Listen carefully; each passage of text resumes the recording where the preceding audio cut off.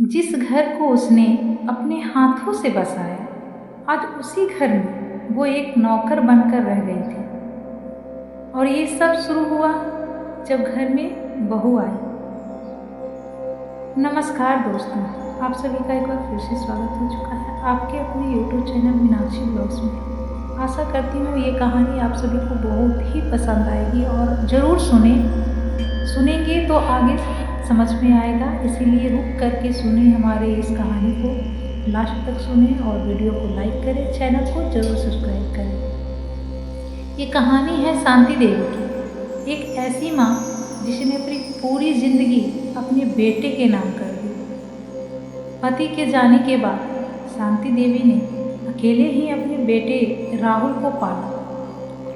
लोगों के घर काम किया, खुद भूखी रही, पर बेटे को कभी महसूस नहीं होने दी। राहुल अक्सर कहता, माँ मैं बड़ा होकर आपको रानी बनाकर रखूँगा। शांति देवी बस मुस्कुरा देती। समय बीता, राहुल बड़ा हुआ और उसकी शादी हो गई। घर में बहू पूजा आई, बहू का नाम पूजा है, तो पूजा आई। शुरुआत में सब ठीक था, नई नवेली दुल्हन आती है तो सभी के घर में एक अजीब माहौल रहता है और हर माँ चाहती है कि अपनी बहू को अच्छे से रखे। लेकिन धीरे धीरे सब बदलने लगा। कुछ ही दिन हुआ कि सब बदलना शुरू हो गया। पूजा को शांति देवी का हर काम गलत लगने लगा। पूजा अब धीरे धीरे अपनी सासू माँ को नापसंद करने लगी। अगर शांति देवी कुछ कहती तो पूजा को वो पसंद नहीं आ रहा।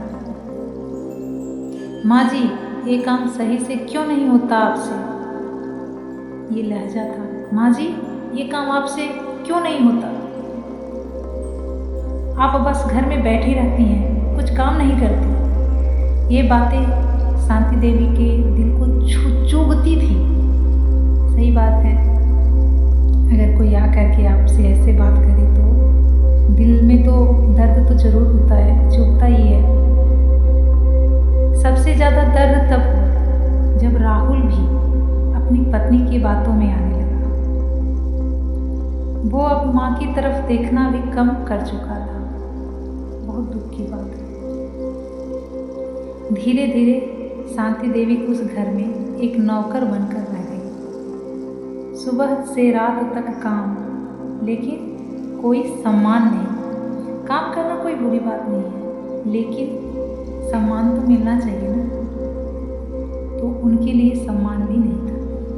एक दिन पूजा ने सबके सामने कहा, आपको इस घर में रहना है तो काम करना होगा, वरना आप जा सकती हैं। ये सुनकर शांति देवी की आंखों में आंसू आ गए, लेकिन राहुल चुप था। उस रात शांति देवी ने फैसला किया, वो घर छोड़ गई। सुबह बिना किसी को बताए वो घर से चली गई। ना कोई शिकायत, ना कोई आवाज। कुछ दिनों बाद राहुल को एहसास होने लगा, घर में सब कुछ था लेकिन सुकून नहीं था। उसे अपनी माँ की याद आने लगी। उनकी बातें, उनका प्यार, उनका हर चीज़ धीरे धीरे राहुल को याद आने लगा। राहुल अपनी माँ को ढूंढने निकला। आखिर था तो अपना खुद का सगा बेटा, तो जो प्यार माँ बचपन से दी थी तो उसके लिए तो वो उतना सा दिल में दर्द हुआ। तो राहुल अपनी माँ को ढूंढने निकला, लेकिन वो कहीं नहीं मिली। आखिरकार उसे पता चला कि शांति देवी एक वृद्धा आश्रम में रह रही है। राहुल वहाँ पहुँचा और अपनी माँ के पैरों में गिर गया। माँ मुझे माफ़ कर दो। शांति देवी ने उसे उठाया और मुस्कुराते हुए कहा, बेटा माँ कभी नाराज नहीं होती। कोई भी माँ सही बात है, अपने बच्चों से कभी नाराज नहीं होती। तो इसलिए यहाँ शांति देवी भी कह रही हैं, बेटा माँ कभी नाराज नहीं होती। लेकिन उनके आंखों में जो दर्द था वो कभी खत्म नहीं हुआ। जिस माँ ने तुम्हें चलना सिखाया उसे कभी गिरने मत देना। जिस माँ ने तुम्हें चलना सिखाया उसे कभी गिरने मत देना, क्योंकि जब वो घर छोड़ देती है तो घर सिर्फ मकान बनकर रह जाता है। अगर आप अपनी माँ से प्यार करते हैं तो कमेंट में लिखें आई लव यू माँ। तो दोस्तों अब बताइए आपको कहानी कैसी लगी, और ये हर किसी के लिए है, ऐसा नहीं ये सिर्फ कहानी है। आप अपने आस पड़ोस में भी देखते होंगे ऐसी ऐसी घटनाएं होती है जो रियल है, बस रियल घटना पर आधारित इसे कहानी के रूप में मैं आप सभी के साथ शेयर कर रही हूँ। आशा करती हूँ आप सभी को बेहद पसंद आया होगा ये कहानी।